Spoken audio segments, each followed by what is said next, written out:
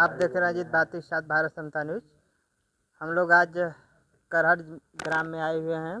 प्रज्ञा बुद्ध विहार, ग्राम Karhat, post Deoria, Narayanpur में। हम विनय दत्त जी हैं, हम इनसे बात करेंगे। भंते जी, पूज्य भंते जी हैं, जो हम इनसे बात करेंगे कि जो दी बुद्धिस्ट सोसाइटी ऑफ इंडिया, भारतीय बौद्ध महासभा के बाबा साहब डॉक्टर भीमराव अम्बेडकर जी के संस्था जो बनाए थे, उसके बाद इसका संचालन कर रहे हैं विनय पूज्य भंते जी। बात करेंगे।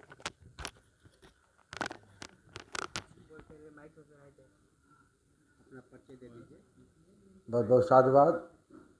मेरा नाम भिक्षु विनय दत्त, मैं सचिव राष्ट्रीय भिक्षु संघ दी बुद्धिस्ट सोसाइटी ऑफ इंडिया, भारतीय बौद्ध महासभा, चैत भूमि, दादर, बॉम्बे से मैं जुड़ा हूँ।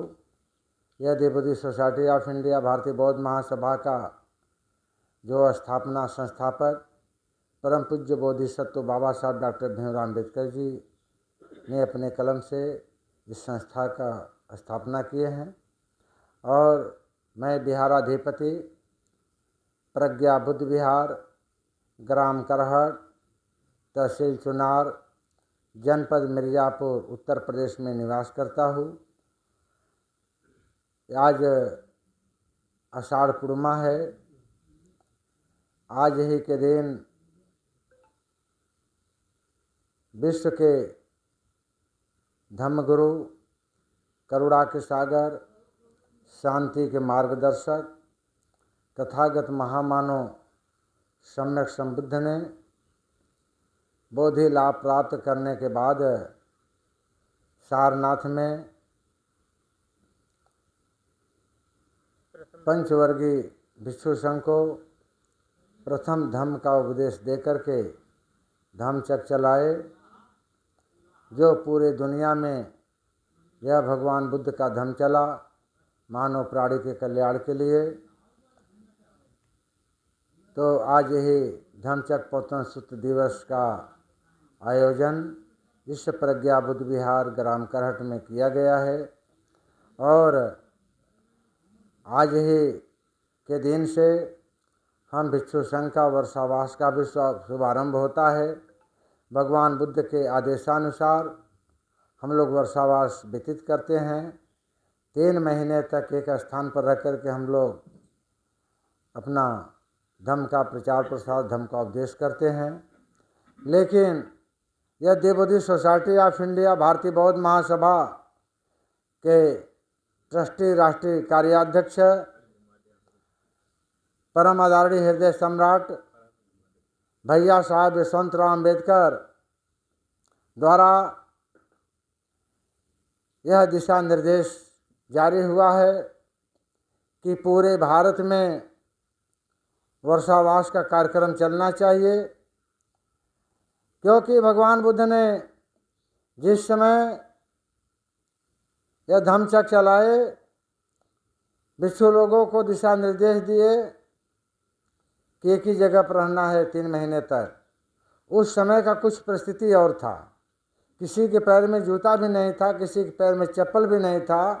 तो भगवान बुद्ध ने बहुत दूरगामी परिणाम सोच करके यह निर्देश दिए थे कि भाई बरसात का मौसम में भिक्षु लोग चले गए तो कोई जानवर है काट लेगा, भिक्षु लोग मर भी जाएंगे तो मेरा धर्म समाप्त हो जाएगा। लेकिन इस समय परिवर्तन हो गया है।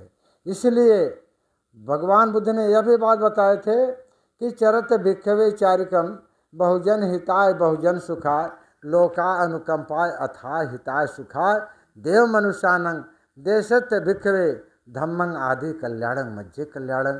तो बाबा साहब अम्बेडकर ने यही उम्मीद रख करके यह दिशा निर्देश दिए कि मुझे ऐसे भिक्षु की ज़रूरत है जो भिक्षु चलने वाला हो।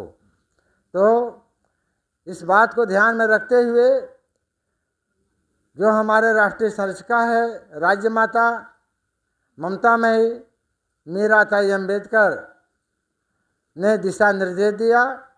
उनके दिशा निर्देश पर परम आदरणीय भैया साहब भीमराव यशवंतराव अम्बेडकर जी ने आदेश जारी किया कि हमारे बीएसआई के जितने भिक्षु हैं या हमारे BSI Bharatiya Bauddha Mahasabha the Buddhist society of India के पदाधिकारी कार्यकर्ता लोग रुकेंगे नहीं।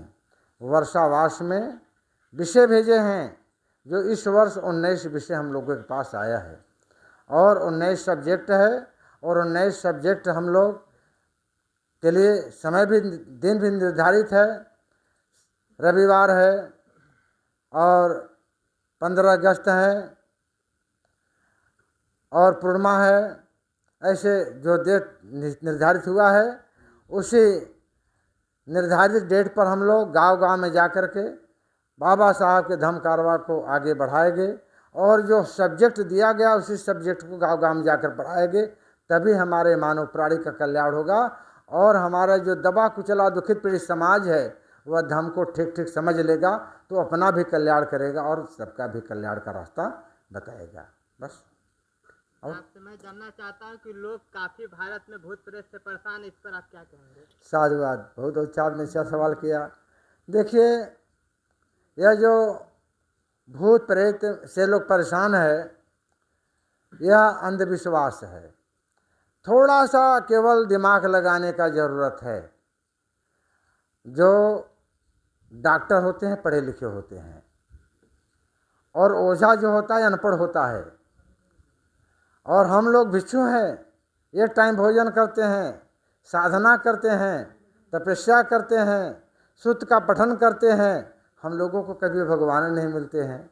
भगवान बुद्ध ने 6 साल तक कठिन तपस्या किया, उनको कोई भगवान देवी देवता नहीं मिला। उनको क्या मिला? ज्ञान मिला।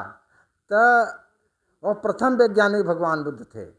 तो उसी वैज्ञानिक कसौटी पर कस करके डॉक्टर MBBS हुए, BMS हुए, सर्जन हुए और वह डॉक्टर मरीज को ठीक करता है। और जो ओझा होता है वो दारू भी पीता है, बीड़ी भी पीता है, गांजा भी पी लेता है और देवताओं को गाली भी दे देता है और देवता लोग को बुला भी लेता है और लोगों को ठगने का भी काम करता है। तो थोड़ा सा ज़रूरत है समझने का कि यह दारू पीने वाला कैसे भगवान को बुला सकता है। क्यों साहब है? तो बस इतना जब समझ लेगा तो भूत उसका भाग जाएगा। जहाँ भय है वहाँ भूत है। भय को निकाल दो, भूत भाग जाएगा। और भगवान बुद्ध का जो धम्म का मार्ग है, कुछ मत करिए, केवल भगवान बुद्ध ने 5 शील जो दिया है, 3 रत्न दिया है, उसका प्रतिदिन अपने घर में पाठ करिए और 5 शील का पालन करिए। 5 शील क्या है? पहला चीज़, आपने किसी का बिना कारण हत्या मत करो। दूसरा है किसी का चोरी मत करो। तीसरा है किसी के बहन बेटी के साथ बेविचार मत करो और वह बहन बेटी भी अपने पति के अलावा दूसरे के साथ बेविचार न करावे। चौथा है झूठ मत बोलो। 5वां है नशीली पदार्थ का सेवन मत करो। जब आप 5 शील का पालन कर लेंगे ना तो आपके यहाँ कोई भूत प्रेत दिखाएगा ही नहीं। और 3 रत्न है, बुद्ध रतन, धम्म रतन, संघ रतन। आप भगवान बुद्ध के ज्ञान के शरण में जाओ। बुद्धं शरणं गच्छामि भगवान बुद्ध बोले हैं ना, वह नहीं कि सिद्धार्थ के शरण में जाओ। बुद्ध का दिया हुआ ज्ञान है, उस ज्ञान के शरण में जाओ। और धम्मं शरणं गच्छामि। धम्म और धर्म में बहुत अंतर है। धर्म है जो अंधविश्वास तरफ ले जाता है और धम्म जो है रिसर्च की तरफ जाता है, वैज्ञानिक कसौटी है। तो कोई काम करने के पहले ठीक ठीक समझ लो। जैसे किसी घर में बीमारी आ गया तो वह जाता है ओझा के पास। वो ओझा के पास जाने के पहले अपने दिमाग से ठीक ठीक समझ ले कि दारू भी पीता है, झूठ भी बोलता है, गांजा भी पी लेता है, बीड़ी भी पी लेता है और देवताओं को गाली भी दे लेता है, देवता को बुला भी लेता है। क्या यह मेरा रोग ठीक कर सकता है? तो अपने आप आपका रोग ठीक हो जाएगा। डॉक्टर के पास जाओ। और संघं शरणं गच्छामि, जब बुद्ध को धम्म को ठीक ठीक समझ लेंगे और 5 शील के का पालन करेंगे तो आपका अच्छा समाज बनेगा, अच्छा संघ बनेगा, तो आपका सारा दुख दूर हो जाएगा। आप धम्म की जब उपदेश देते हैं जी, धम्म का संघ का जब बताते हैं तो क्या कठिनाई आती है? कठिनाई तो बहुत आता है हम लोग के सामने, क्योंकि बहुत लोग तमाम फालतू बात बोलते हैं, लेकिन सबका हम लोग शंका समाधान करते हैं अपने ज्ञान के बदौलत। जो बुद्ध का ज्ञान दिया है, हम लोग के पास ज्ञान है, भगवान का सूत्र है, उसके द्वारा हम लोग समझा करके उसके शंका को समाधान कर देते हैं। जैसे बहुत से लोग आते हैं, बुद्ध जी कहते थे, बुद्ध जी कहते थे कि आप मतलब गलत शब्द मुझे बोल रहे हैं तो मुझे सुनाई नहीं देता, और जो सही शब्द बोलते हैं बस सिर्फ वो सुनाई देता। इस पर क्या हाँ बहुत साधु बात भगवान बुद्ध ने, हेलो बोली चलो, आवाज आ गई। भगवान बुद्ध ने जो कहे हैं सत्य कहे हैं, क्योंकि थोड़ा सा तो समझने का जरूरत है। अगर कोई गाली दे रहा है मुझे, कोई यदि गाली दे रहा है, उस गाली को हम स्वीकार नहीं करेगा तो गाली उसके पास रह जाएगा, और जो मुझे गाली दे रहा है उसका स्वीकार नहीं करेगा तो गाली उसके पास रह जाएगा, और कोई मुझे अच्छा चीज़ दे रहा था हम स्वीकार कर लेगा तो मेरे पास आ जाएगा। तो बस इतना तो समझने का जरूरत है। भगवान बुद्ध ने कहा अत दीपु भव, अपना स्वयं प्रकाश बनो, दूसरे के सहारे मत रहो। आप जो है अपना प्रकाश स्वयं बनो, आप अपना कल्याण खुद कर लो। भगवान बुद्ध ने कहते हैं सुनो भाई यह दिव्य ज्ञान, भगवान बुद्ध का सदुपदेश, खुद कर ले कल्याण तू अपना, ऐसा ही देते आदेश। सुख के खातिर आदमी सुख के लिए हवन जप तप यज्ञ करता है, सुख के लिए हवन जप तप यज्ञ दान करवाता है, और स्वर्ग निवारण मार्ग न पाकर, दुख निवारण मार्ग न पाकर वृथा जन्म गवाता है। आदमी मर जाता है, स्वर्ग में जाने के लिए उसके लिए पिंडदान करते हैं, और अपने बाप को जीते जी कभी पानी नहीं देते हैं, और मरने के बाद पीपल के पेड़ में घंटा बांध करके हड़िया पानी देते हैं, और वह जो है जीते जी उसका बाप होता है, मरने के बाद जो पिंडदान जो कर खा रहा है उसका बाप मरने के बाद कौवा बन करके आ रहा है। यह समझने का जरूरत है, क्या वह जीते जी उसका बाप जो है कौवा नहीं बना, मरने के बाद कौवा बनकर खा रहा है, तो वह अंधविश्वास है, उसको नहीं कुछ करना है।